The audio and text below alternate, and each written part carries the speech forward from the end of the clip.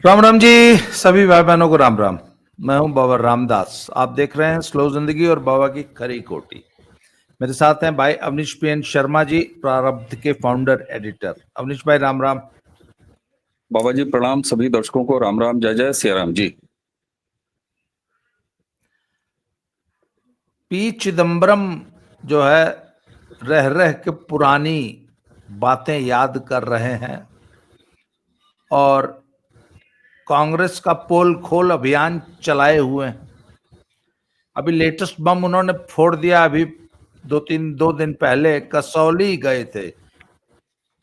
कसौली में बोल दिए कि ऑपरेशन ब्लू स्टार बहुत बड़ी गलती थी इंदिरा गांधी की और कांग्रेस पार्टी की, और बेहतर तरीके थे इस समस्या को हल करने के लिए।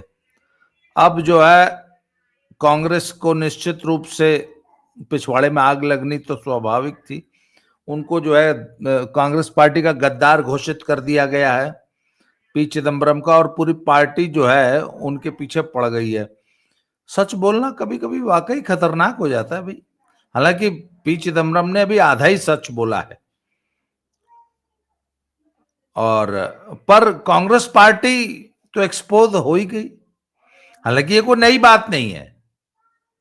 आपका ओपनिंग रिमार्क आ जाए तो चर्चा आगे की जाए। बिल्कुल सर। चूंकि चिदम्बरम साहब का जिक्र आ गया, ऑपरेशन ब्लू स्टार का जिक्र आ गया, और चिदम्बरम साहब ने ये भी कहा है, जब उन्होंने कहा कि ऑपरेशन ब्लू स्टार जल्दीबाजी थी इंदिरा की, बिना मतलब, और भूल थी, दूसरे तरीके थे। साथ में उन्होंने ये भी कहा कि इसी वजह से इंदिरा गांधी की हत्या भी हुई। तो सर मुझे फिर जरा पंजाब के समाज की एक फितरत भी याद करा देते हैं, उसके सामने कांग्रेस को रख देते हैं।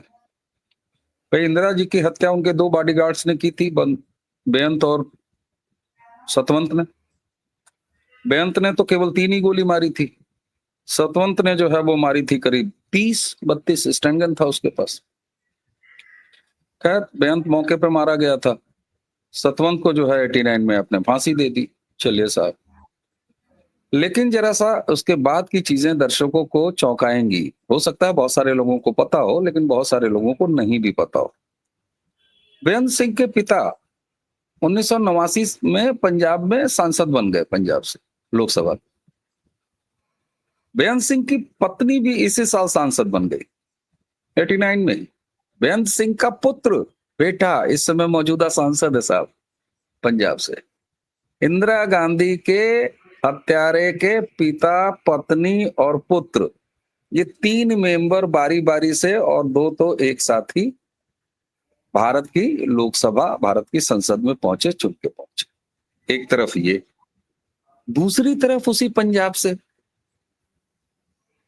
सिखों का नरसंहार देखे जाने के बाद, 84 के बाद, वो सारा कुछ सहने के बाद, आज तक उसकी पीड़ा रह रह के निकलने के बाद, न्याय नहीं मिलने के आलोक में, प्रकाश में, पंजाब का समाज, पंजाब का वोटिंग पैटर्न, पंजाब का लोकतंत्र किस तरफ जा रहा है सर? उसने कांग्रेस की लगातार सरकारें बनाई, और अभी भी कांग्रेसी माइंडसेट और उनके पाले पोसे हुए आम आदमी पार्टी तक आए हैं। उनको मोदी से बैर है, मर जा मोदी के नारे वो पसंद करते हैं, और उसी के साथ साथ वो आरएसएस को गालियां देते हैं, भाजपा को गालियां देते हैं। मतलब अभी भी, अब इसको क्या समझा जाए? फिर कांग्रेस की भूल पे आते हैं, आखिर इसको क्या समझा जाए? बड़ी विचित्र स्थिति है। एक तरफ वही कांग्रेस आज कटघरे में खड़ी है कि उसने हरमंदर साहब पर इतना बड़ा कलंक लगाया, लेकिन क्या इतिहास इस बात को भूल जाएगा कि वो जो कलंक पैदा किया गया था हरमंदर साहब के अंदर, वो किसकी पैदाइश थी? उसको किसने पैदा किया? और उसको पैदा करने के बाद जब भस्मासुर जैसी आकृति हो गई, प्रकार हो गया, तब फिर आपने तुरंत, आपको याद आया कि हमारे पास तोप हैं, हमारे पास मोर्टार हैं, हमारे पास डोभाल हैं, जो अंदर जाएंगे, रेकी करेंगे, और उसके बाद आपने इतना बड़ा ऑपरेशन कर दिया। उसके बाद उसके बदले में आपकी हत्या हो जाती है, आपके प्रधानमंत्री, मतलब हमारे प्रधानमंत्री। फिर उसके बाद सिखों का कत्लेआम होता है। फिर सिख पंजाब में, उसी पंजाब में कांग्रेस को लगातार सत्ताएं देते रहते हैं, लेकिन उनको भारत की राष्ट्रवाद, भारत की राष्ट्रवादिता को जीने वाली किसी पार्टी, किसी विचारधारा से हद दर्जे की नफरत है। मुझे तो कांग्रेस और पूरा पंजाबी समाज एक ही खाने में खड़ा हुआ दिखाई देता है, जिसको गफलत कहते हैं, या जिसको मौका परस्ती कहते हैं, या जिसको ये समझ में नहीं आता कि क्या गलत है और क्या सही है।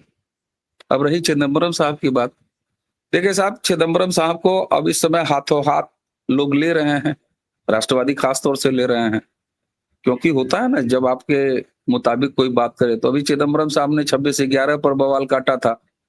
उसके बाद कांग्रेस अभी बैकफुट पे आई ही थी कि उन्होंने ऑपरेशन ब्लू स्टार का ये मामला रख दिया। सवाल सर इसमें यह है कि आज सोनिया की वो कांग्रेस है, अभी ये इंदिरा की कांग्रेस की बात हो रही है, उसके बाद 26/11 की बात सोनिया की कांग्रेस की थी, लेकिन इसी सोनिया की कांग्रेस ने और खुद सोनिया ने, उनकी बेटी प्रियंका ने क्या अपने पिता के हत्यारे और उसके लिए सजा काट रही नलिनी के साथ जेल में मुलाकात नहीं की और सजाएं माफ नहीं की? अब मैं इसे त्याग समझूं, इसे बहुत ह्यूमैनिटेरियन अप्रोच समझूं, या क्या समझूं? और उस कांग्रेस के बारे में, उस सोनिया के बारे में, जिसने भारत में राष्ट्रवाद की राजनीति करते एक सूबे के मुख्यमंत्री, जिसका नाम नरेंद्र मोदी था और जो गुजरात का मुख्यमंत्री था, उसको 24-24 घंटे प्रताड़ना और उसको मरवाने तक की साजिश, उसके बाद मौत का सौदागर कहने की साजिश। तो एक तरफ क्रूरता का ये चेहरा और दूसरी तरफ मानवता का ये चेहरा कि अपने पति के हत्या में शामिल अभियुक्त को माफी देने की बात कर रही। यहां तक कि प्रियंका ने उसकी बेटी को पढ़ाने लिखाने की बात की, हालांकि वो हाईली एजुकेटेड है फॉरेन में। सवाल सर ये है कि भारत के साथ ये मजाक ये लोग करते क्यों हैं? मैं सवाल उठाता हूं, क्या भारत मजाक बनाने के लिए, भारत का समाज मजाक बनाने के लिए? मैं वो शब्द इस्तेमाल नहीं करना चाहता जो चौपर बड़ी की मात्रा तो पर छोटी की मात्रा या परा की मात्रा लगा के 3 शब्दों से बनता है। क्या समझ रखा है कांग्रेस ने और क्या समझ रखा है ऐसे समाज ने कि पूरा देश चूतिया है? ये आप दोनों के आपस का खेल है सर, और इससे ज्यादा शर्मनाक और भद्दा कुछ नहीं हो सकता, जिसमें कांग्रेस और पंजाब का समाज, वोटिंग वाला समाज, राजनीतिक समाज, वो एक पलड़े पर खड़ा हुआ दिखाई देता है। बाकी ठीक है, भाजपाई लहालोट हो लें कि चिदम्बरम ने एक और मौका दे दिया, राहुल गांधी आए, बैंस आए हैं, राहुल गांधी का इकोसिस्टम, उनका जो आईटी सेल, वो अब चिदम्बरम को संघी कुछ दिन में कहने लगेगा, उसके बाद कुछ दिन में उनको गद्दार कहने लगेगा। ठीक है साहब, प्रणब मुखर्जी के साथ भी एक गद्दारिता आई, शरद पवार के समय भी एक बार आई थी, तो ये तो पार्ट एंड पार्सल है। सवाल ये है कि इसमें केवल चिदम्बरम ने बहुत बड़ा धमाका कर दिया, या उन्होंने किसी पार्टी, उसके नेताओं और किसी समाज का कोड़, जो बदबूदार कोड़ है, उसको खोल के सामने रख दिया। जी तो आपने जिक्र किया सिख कम्युनिटी के स्टॉकहोम सिंड्रोम का। सर, ऑपरेशन ब्लू स्टार के बाद कुछ दिन तो प्रेसिडेंट रूल रहा था,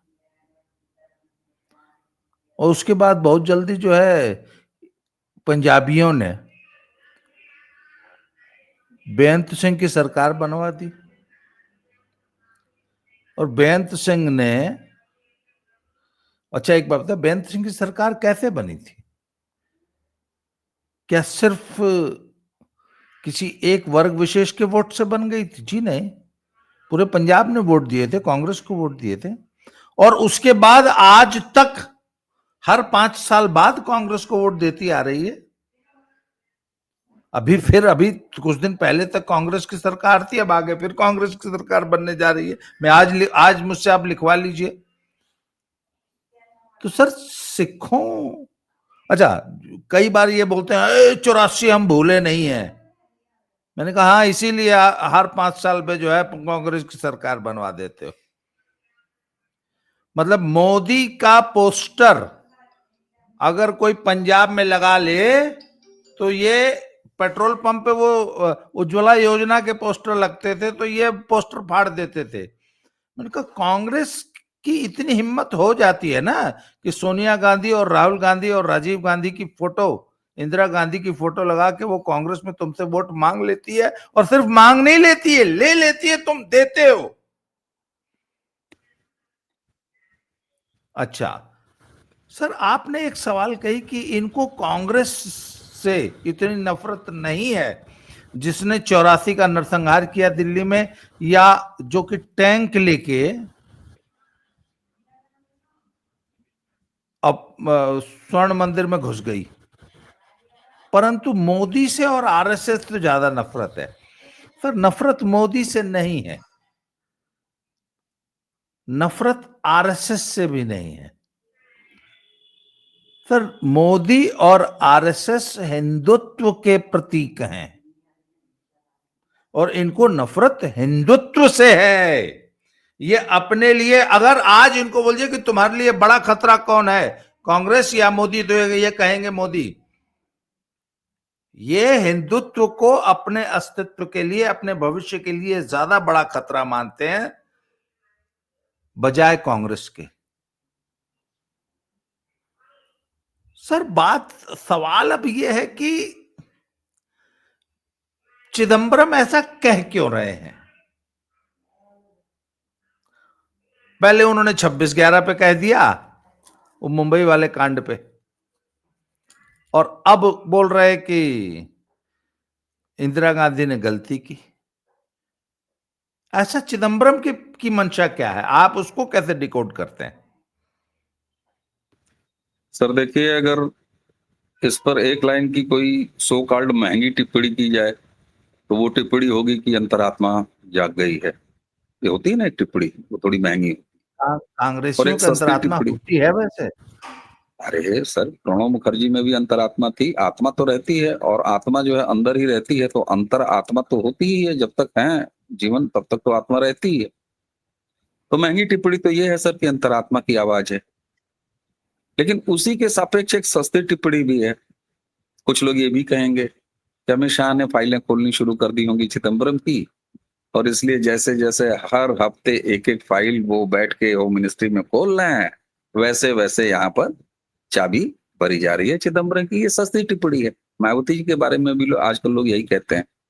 दरअसल जिसके जमाने में सीबीआई को और जांच एजेंसियों को तोता कहा गया हो कोर्ट ने, तो होता है ना कि अब आप उस उदाहरण को बहुत और अच्छे तरह से निरूपित करते हैं कि जो खुद कैरेक्टर लेस होता है, तो वो जो है पूरे मोहल्ले, पूरे गांव, पूरे, वो आप बड़ा अच्छे बिंब खींचते हैं उस पे, तो वो सबको उसी तरह समझता है। सर अब जरा इस पर बात कर लेते हैं कि चिदम्बरम ऐसा कह क्यों रहा है, 26/11 के बारे में क्यों कह रहे हैं, उसके बाद ऑपरेशन सिंदूर याद आ रहा है, ऑपरेशन ब्लू स्टार के बारे में क्यों कह रहे हैं। सर देखिए, एक समय होता है जीवन का जिसमें व्यक्ति थोड़ा मेच्योर हो जाता है, ठीक है, तमाम कालिक चिदम्बरम के साथ है। लेकिन उसी के साथ कांग्रेस के अंदर मैं जब बात कहता हूं तो लोग सोचते हैं कि मैं केवल सोनिया को गरिया रहा होता हूं। लेकिन जब मैं ये कहता हूं कि चलिए साहब, एओ ह्यूम से शुरू हुई कांग्रेस, नेहरू और उन तक आई, गांधी तक आई, उसके बाद फिर वो इंदिरा तक आई। इंदिरा तक आई तो कांग्रेस आई रही, फिर कामरेज निजलिंगप्पा वाला एपिसोड हुआ तो आई हो गई। आई के बाद राजीव गांधी तक वो कांग्रेस आई रही। उसके बाद अचानक वो फिर से एक बार भारतीय राष्ट्रीय कांग्रेस हो जाती है, जबकि वो सोनिया कांग्रेस हो जाती है। सोनिया कांग्रेस होने के बाद कांग्रेस का चरित्र पूरी तरह बदल गया। ये अलग बात है कि कांग्रेसियों में रीढ़ की हड्डी साबुत बची नहीं, तो कभी ग्रुप 24, कभी ये। आज मुझे ये बताइए, कांग्रेस में इस परिवार, इसके पाले हुए कुछ नौकर, कुछ एजेंट सेम्पितोद्रा टाइप जो बाहर हैं, इसके अलावा कौन है कांग्रेस में, मुझे बताइए जरा। अगर आप पुराने कांग्रेसियों की बात करेंगे तो गुलाम नबी आजाद जैसे लोग नहीं है, जो थोड़ा बहुत आदमी दिखते थे, आज भी दिखते हैं आदमी। प्रणब मुखर्जी जी के समय में भी यही हुआ। उनके समय में उनके साथ तो मतलब राजीव के समय में ही हुआ, और जिसमें सोनिया का पूरा हाथ था। लेकिन सोनिया ने खुद उनको क्या किया? उसके बाद अगर आप सीनियर को छोड़ दीजिए साहब, चलिए सीनियर को छोड़ दीजिए, मैं ये कहता हूं अशोक गहलोत कहीं इस समय बोलते हुए दिखाई दे रहे हैं, सीनियर हैं कांग्रेसी। दिग्विजय सिंह, क्या आपको ऐसे नहीं लगता कि ये लोग सन्निपात में हैं और अचानक याद आता है कुछ बोलना है और दिग्विजय सिंह कुछ बोल गए? या जैसे होता ना कि वर्क फ्रॉम होम का एक कल्चर है, या बीजेपी के यहाँ इनके यहाँ जो है मार्गदर्शक मंडल टाइप का एक जो कॉन्सेप्ट इनके यहाँ है कि जिनको भगाना नहीं है, घर पे बैठाना नहीं है और अभी भी पार्टी में दिखाना है कि हैं, तो जाइए आडवाणी जी मार्गदर्शक मंडल पर बैठ जाइए, जन्मदिन जब आएगा तो हम आके आपका पैर वैर छू लेंगे। तो यहाँ तो चलिए थोड़ी सोबरिटी दिखती है कि भाई पैर वैर छूते हैं आडवाणी जी, जोशी जी बात हो जाती है। कांग्रेस में तो सीनियरों का पैर छूने की भी परंपरा नहीं है। फिर राहुल गांधी जिसकी उम्र क्या है, वो जयराम रमेश को कहता है हेलो जयराम, वहां तो ये परंपरा है। वहां तो उल्टे अगर मनमोहन सिंह ने खाली पैर ही छूते हुए उनका वीडियो नहीं है, इसके अलावा तो सारे तरह के वीडियो हैं। क्या अशोक गहलोत या आप देख लीजिए मल्लिकार्जुन खड़गे की क्या हालत है, वायनाड में बैठ के फार्म भर रहे थे, दीदी माँ और भैया, और वो बेचारा जो है बूढ़ा आदमी वहां खिड़की से झांक रहा था। तो कांग्रेस में तो ये भी परंपरा नहीं कि सीनियर्स को जाके विश करें। आज तक 10 जनपद खानदान को छोड़ के किसी के जन्मदिन पर कोई फोटो किसी ने गुलदस्ता देते हुए देखा है इस गांधी परिवार ने अपने किसी सीनियर कांग्रेसी को बर्थडे विश किया हो? नहीं देखा है। सवाल ये होता है सर कि कांग्रेस में अब खुद कांग्रेसियों की जगह नहीं है। और एक सेंटेंस कहता हूं, भारत में 2014 से कांग्रेस की जगह नहीं, और कांग्रेस के अंदर खुद कांग्रेसियों की जगह नहीं। क्योंकि ये जो कांग्रेस आपको पार्टी के तौर पर दिखाई दे रही है, ये सोनिया की कांग्रेस है, और सोनिया की कांग्रेस का मतलब वेटिकन की कांग्रेस है, जॉर्ज सोरोस की कांग्रेस है, और ये तीनों के तीनों एजेंट हैं। गलती से अगर आप इन्हें पॉलिटिशियन मानते हैं तो मानते रहिए, गलती से इन्हें आप सांसद और राज्यसभा भेजते हैं तो भेजते रहिए, ये हमारी आपकी प्रॉब्लम है। मैं दर्शकों की जानकारी के लिए उनको याददाश्त, क्योंकि बहुत से आज के हमारे बहुत से दर्शक तो जो युवा हैं वो 84 में पैदा भी नहीं हुए होंगे, मैं याद दिला दूं कि 80 से लेकर 84 तक पंजाब में जबकि पूरा ये उबल रहा था और भिंडरावाले को पैदा करना और उसको अपना स्वर्ण मंदिर में घुसा के और इतना बड़ा बना देना कि अंत में टैंक लगा के मारना पड़ा। इस दौरान जो गृह मंत्री थे वो पीसी सेठी थे, प्रकाश चंद्र सेठी।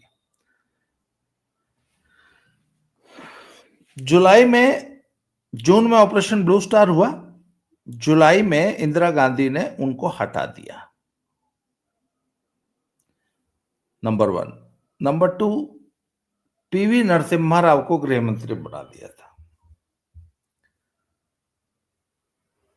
पर वो अभी कांग्रेस में थे। अक्टूबर 30 तारीख को इंदिरा गांधी की हत्या हो गई, 2 बॉडीगार्ड ने हत्या कर दी।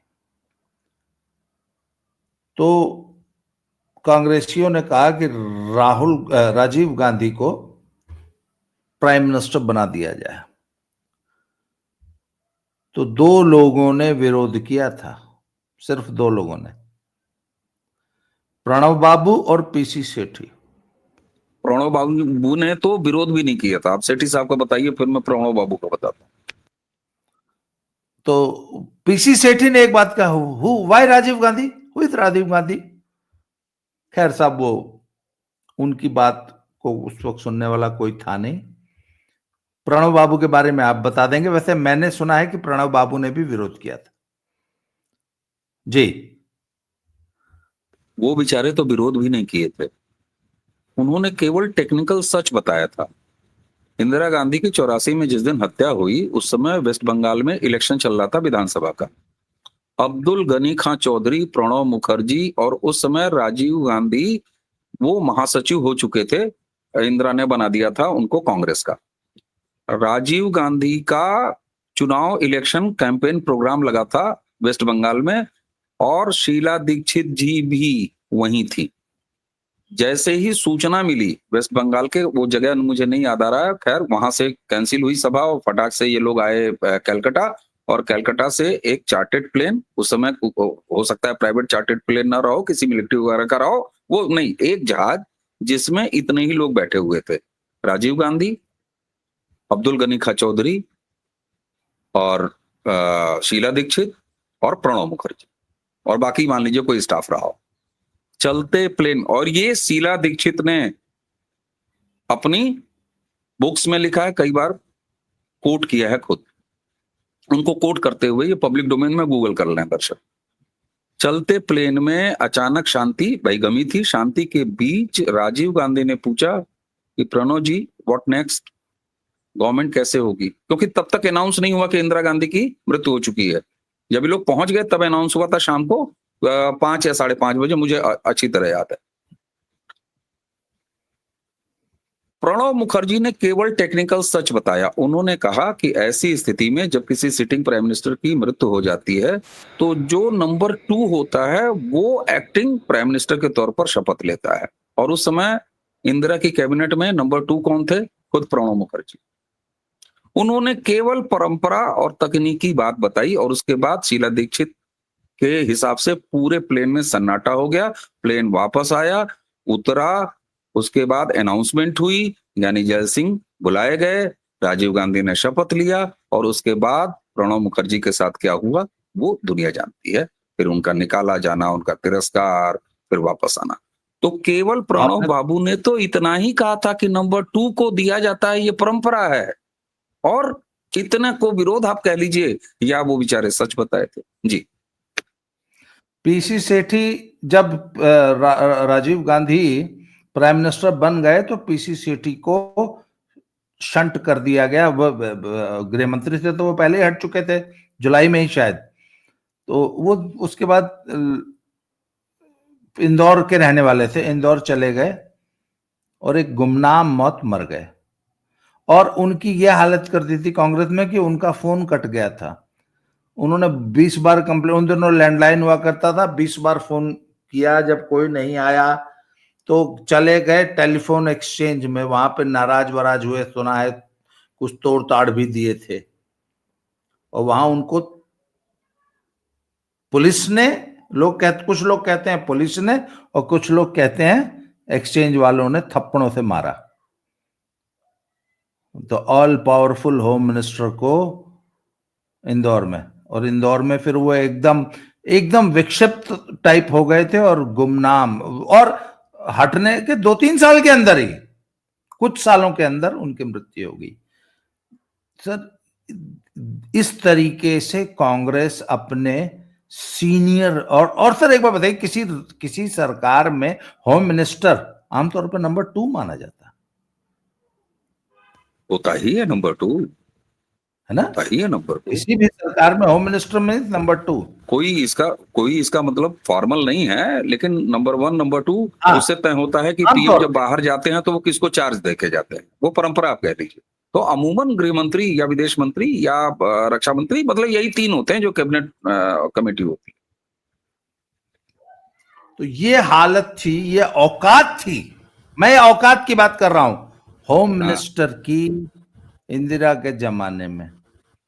और इसी औकात को, सर यही रोक रहा हूं, इसी औकात गति को चिदम्बरम प्राप्त नहीं होना चाहते। और ये भरोसा, ये विश्वास इनको कब है? जब नरेंद्र मोदी की सरकार है। ये नहीं कह रहे नरेंद्र मोदी ये कर रहे हैं, ये सत्ता से बाहर हैं, आज ये उखाड़ कुछ नहीं सकते, कम से कम ये हत्याएं नहीं करवा सकते। इन्होंने हत्याएं नहीं करवाई हैं क्या? गिनवाया जाए। और बड़ी मजे की चीज देखिए, चिदम्बरम ने जो ये ऑपरेशन ब्लू स्टार के बारे में कहा है, तो जरा भाषा देखिए, कांग्रेस का वर्जन क्या है। मैं पढ़ रहा हूं, कोट कर रहा हूं समाचार को। चिदम्बरम के बयान पर कांग्रेस सूत्रों ने बताया कि पार्टी नेतृत्व का मानना है कि वरिष्ठ नेताओं जिन्हें कांग्रेस से सब कुछ मिला है, जिसे कांग्रेस से सब कुछ मिला है, उन्हें बयान देने में ज्यादा सावधानी बरतनी चाहिए जो पार्टी के लिए शर्मिंदगी पैदा करते हैं। जिन्हें सब कुछ मिला है, मैं इसीलिए इस 10 जनपद खानदान को लोकतंत्र का राजवंश कहता हूं। ये राजा हैं, ये जनता को किस हाल में रखते होंगे और उनके बारे में क्या विचार करते होंगे, क्या विचार रखते होंगे, हम आप तो उनके लिए भिखारी से भी बदतर है साहब। जहां पर ये सीनियर अपने कांग्रेसमैन को, जहां चिदम्बरम है, नाम रख लीजिए, चिदम्बरम को कह रहे हैं कि अबे तेरी औकात कैसे, तुझे हमने सब कुछ दिया है। ये दाता हैं, ये दानदाता हैं, ये पालते हैं, और यही घमंड इनका नरेंद्र मोदी की लगातार सत्ता के सामने चूर हो रहा है। वाजपेयी जी ने भी कम से कम ये इज्जत नहीं बख्शी थी कि इनका सिक्योरिटी कवर वापस ले लिया जाए और इनको कायदे से समझाया जाए, जिस लायक हैं, जिस पात्र हैं, उस जैसा व्यवहार हो। ये केवल और केवल नरेंद्र मोदी 2014 से कर रहे हैं, इसीलिए नरेंद्र मोदी के प्रति नफरत, हिकारत इनके मन में पाई जाती है। इनका वश चले तो ये वध करने तक को भी तैयार हो जाए। और ये साजिशें, कौन सी साजिश इन्होंने छोड़ी है सर। अब जरा वापस आ जाते हैं सर वाकई पंजाब के समाज पर। सर, ऑपरेशन ब्लू स्टार को लेकर चिदम्बरम ने जो कहा, किसान आंदोलन में जो हमने पंजाब के समाज का रुख देखा, मैं अब आपसे समझना चाहता हूं, हिंदुत्व से नफरत, क्या ये ऐसा नहीं है कि आप अपने बाप को पहचानने से इनकार कर रहे हैं? आप अपने बाप के बाप को पहचानने से इनकार कर रहे हैं? अपनी वंशावली मिटा दें। मैं वही दूसरी भाषा में कह रहा हूं, क्यों क्यों? ये एक बड़ा महत्वपूर्ण प्रश्न है सर, क्योंकि वहां मैंने पंजाब के कई वीडियोस ऐसे भी देखे हैं, कई ऐसे पॉडकास्ट भी देखे हैं। एक तरफ एक्सट्रीम नेगेटिविटी, मैं नाम याद नहीं रख पाता, लेकिन वही मैंने ये भी देखा है कि वही समाज के लोग, वो धर्मगुरु दिखते हैं, रंग अलग हैं, वो कोई सज्जन हैं, उनके मैं लगातार देखता हूं, और ऐसे कई लोग हैं, वो कहते हैं भाई क्यों तुम्हें ये डिटैचमेंट क्यों चाहिए, इसकी क्या वजह है सर? बड़ी उसकी सिंपल सी वजह है सर। आप हिंदुस्तान में किसी भी मुसलमान या किसी भी ईसाई से उसके बाप का, दादा का, परदादा का नाम पूछ लेंगे तो वो बेहिचक बता देता है कि हाँ हमारे पिताजी, आप हाँ, दादाजी हिंदू, बता देते। अरे अब तो ये प्रतापगढ़ सुल्तानपुर में तिवारी लिख नहीं रहे हैं, वो तो लिखने भी लगे हैं। पर सर ये जो सिख है ना, ये बताने में शर्माते हैं।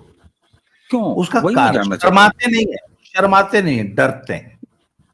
अच्छा, उसका एक बड़ा स्वाभाविक कारण है और एकदम सही है सर। बात यह कि हिंदुत्व की सबसे बड़ी क्वालिटी समझ लीजिए कि हिंदुत्व ने हमेशा अपने अनुयायियों को एक तो किसी पूजा पद्धति, एक पुस्तक और एक आराध्य देव और एक बाधा नंबर 1, और स्वतंत्रता दी कि तर्क करो, सवाल करो, नए सिद्धांतों का प्रतिपादन करो, वर्तमान पुस्तकें अगर अच्छी नहीं लगती नहीं लिखो, बदलो, हाँ बिल्कुल, नए भगवान बनाओ, नई पूजा पद्धति बनाओ।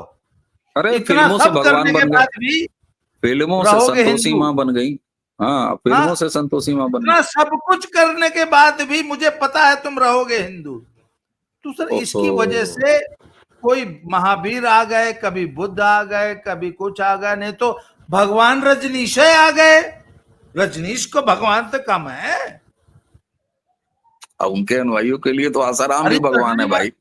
अरे कटनी वाले बाबा आ गए। अरे आसाराम कितनों के लिए भगवान है। I am the love charger. उसकी तो सर भिंडरा वाले एक बात कहा करता था, हिंदुत्व का एक रिकॉर्ड है कि इससे जो भी अलग हुआ घूम फिर के वापस इसी में आया है। जैन, बौद्ध, तो भैया ये तो पूरा वर्ल्ड न बौद्ध हो गया था, एक जमाना था, खत्म हो गया, वापस आ गया कि नहीं हिंदुत्व में। तो भिंडरा वाले एक बात कहा करता था, अपने लेक्चर्स में कि ए सिखों, इन हिंदुओं से सावधान रहो, ये अजगर है जो तुम्हें एक दिन वापस लील जाएगा, और ये एकदम सच है। सर एक आप बात समझ बताइए ना, जिसका मूल जो तना है, जड़े हैं, वो हिंदुत्व के हैं, तो उस पूरे पेड़ का मूल कैरेक्टर आप ग्राफ्टिंग कर देंगे, वो ग्राफ्ट होता है, पर रहेगा तो आम ही सर। आम के पौधे पर आप आम का, भाई दशहरी पे आप लंगड़ा लगा देंगे। एक कोई मलियाबाद के एक मियाँ जी हैं, उन्होंने अरे 180 कलम लगाई है हाँ, सैकड़ों सैकड़ों निकालते हैं वो एक पेड़ से, एक पेड़ से, पर है आम ही सब, नारियल नहीं हुआ है। खट्टा मीठा शेप साइज कलर बदल जाएगा, रहेगा आम ही। तो सिखों ये को ये अस्तित्व बात का असर। समझा दी गई है कि चूंकि तुम हिंदुओं से निकले हो, इसलिए अल्टीमेटली तुमको हिंदुत्व में ही समा जाना है, सिर्फ समय की गेम है। भाई बुद्धिज्म को 500-700 साल लगा, तुम्हारी कुल उम्र है 400 साल है, 450 साल। अभी 350 साल, 400 कहां हुई है? अच्छा, हाँ 350 साल, सही बात, 350। तो सर बात यह है कि सिखों को यह बात बता दी गई है कि तुम हिंदुत्व से निकले हो और तुमको वापस हिंदुत्व में ही समा जाना है, क्योंकि यही हिंदुत्व का कैरेक्टर है, यही हिंदुत्व का मूल चरित्र है, कि उसके अंदर से बहुत सी शाखाएं निकलती हैं, पर रहते सब हिंदू ही हैं। बाकी किताब और पूजा पद्धति और आराध्य देव का तो कोई हमारे यहाँ लिमिटेशन है या नहीं है? कुछ नहीं सर, कुछ नहीं। तो सर वो जो हिंदुत्व से बच के रहो, तो सर ये हिंदुत्व से बचने की कवायद, ये है मूल मूल वो ग्रंथ, बिल्कुल। लेकिन मुझे लगता है कि सकारात्मकता को जगह मिलेगी, और हिंदुत्व तो ऐसा है, सनातन तो ऐसा है, किसी के अस्तित्व को भी समाप्ति तो नहीं करता है। कहता है तुम अपनी धाराएं बना लो और यहीं रहो। भाई जो अभी आपने कहा कि टैग तुम्हारा हिंदुत्व ही है, भाई पगड़ी बांधो, सब कुछ है। हरमिंदर साहब को हरमिंदर साहब कह देने पर क्यों शर्माते हो, क्यों डरते हो? वहां से दुर्गा की प्रतिमाएं क्यों हटा देते हो? क्यों इस बात पर अचकचा जाते हो और बैन कर देते हो कि ये शब्द नहीं पढ़े जाने चाहिए जिसमें राम कृष्ण और शक्ति के नाम है? तो कितने दिन बच पाओगे सर? हरि के नाम है, कितने दिन बच पाओगे? सवाल यह है कि कौन, क्या कभी किसी बिरले सनातनी ने या हिंदुत्व की तरफ से कभी ये बात आई है क्या कि घर वापस कर लो, केश कटा दो, कड़ा हटा दो? नहीं, हम तो शौर्य का प्रतीक मानते थे सर, आज भी मानते हैं। अरे सर हमारी दादी ने बड़ा बेटा दिया है तुम्हें यार। हाँ, तुम आज हो इसलिए क्योंकि मेरी दादी ने बड़ा बेटा दिया था, बड़ा बेटा। और हमने तुम्हें वीर जी माना है भाई, हमने तुम्हें वीर जी माना है, तुम हमारे वीर जी हो। अब तुम्हारी प्रॉब्लम है भाई। भाई मैं तो जब कई बार ना लोग अतिवाद में कुछ कहते हैं तो मैं कहा है वो तो हमारे गुरु थे। मंदिर हमारा है, स्वर्ण मंदिर हमारा है भाई साहब, क्या बात कर रहे हैं? और वो ग्रंथ हमारा है। बिल्कुल है, बिल्कुल है। इसीलिए बेअदबी कहीं होती है तो तुमसे ज्यादा हम परेशान होते हैं। क्यों नहीं परेशान होंगे यार? नहीं, तुमसे ज्यादा उन गुरुद्वारों में हम जाते हैं। बिल्कुल जाते हैं, पटना साहब में हम जाते हैं। जरा गिनती काउंटिंग करा लो ना, सीसीटीवी फुटेज निकाल लो जरा किसी दिन, नांदेड़ का जरा सीसीटीवी फुटेज निकाल लो और चलो स्वर्ण मंदिर का ही किसी दिन सीसीटीवी फुटेज निकाल लो ना। एक काम करिए, पंजाब के समाज में आप जरा उनके पूजा घर में झांक लीजिए, हिंदुओं के हर हिंदू के पूजा घर में आपको गुरु ग्रंथ साहब या उनका छोटा स्वरूप या गुटका या कुछ मिलेगा।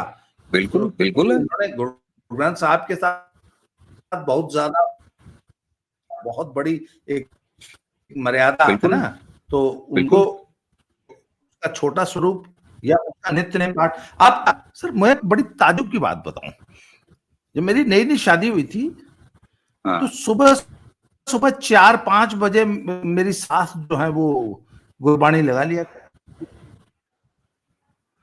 शादी 10-15-20 साल तक तो मैं इसी कंफ्यूजन था कि सास एक सिख महिला है।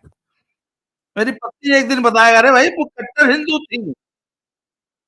पर दिन रात गुरबानी सुनती थी सर, दिन रात हाँ हाँ हाँ गुरबानी भाई, चलती कोई थी फर्क उनके ही नहीं कमरे में। समझा। अरे कोई फर्क ही नहीं समझा भाई, कर लेंगे। कहाँ फर्क समझा, कहाँ फर्क समझा। और एक चीज, अगर तुम्हें कुछ वाकई काम करना हो ना, तो जो पंजाब के समाज में हमारे रामदसिया भाई हैं, जो बाकी समाज है जिनके गुरुद्वारे तुमने अलग कर रखे हैं, जिनको तुम अपने यहाँ खाने पीने नहीं देते, जो कि आबादी की कुल आबादी के 40-42% वहां पर दलित आबादी है, भैया उनके लिए गुरुद्वारे खोलो, उनके साथ सारी चीजें समन्वय करो ना।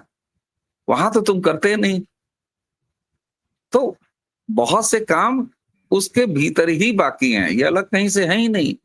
और इसीलिए मैं भी बिल्कुल आपकी बात से सहमत हूँ सर। एक्सट्रीम नेगेटिव कभी कभी आते हैं तो आप जबरदस्ती, और मैं तो इस मामले में ये जो ईमटा भीमटा जैसे शब्द लोग बोलते हैं ना, मैं इसके भी सख्त खिलाफ हूँ। मुझे बड़ा दुख होता है इस तरह के शब्दों को सुन के। कोई आवश्यकता नहीं है। बृहद हिंदू सनातन समाज है भाई साहब, उसमें क्या दिक्कत है। अगर आवाज उठानी हो तो जो तुम्हें ईसाई बनाते जा रहे हो उन पर जरा ध्यान दो। जी।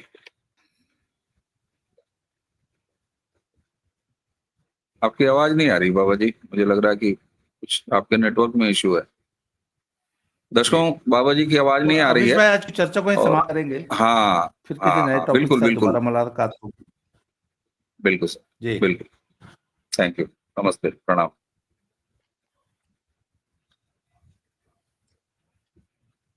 आज प्रणाम।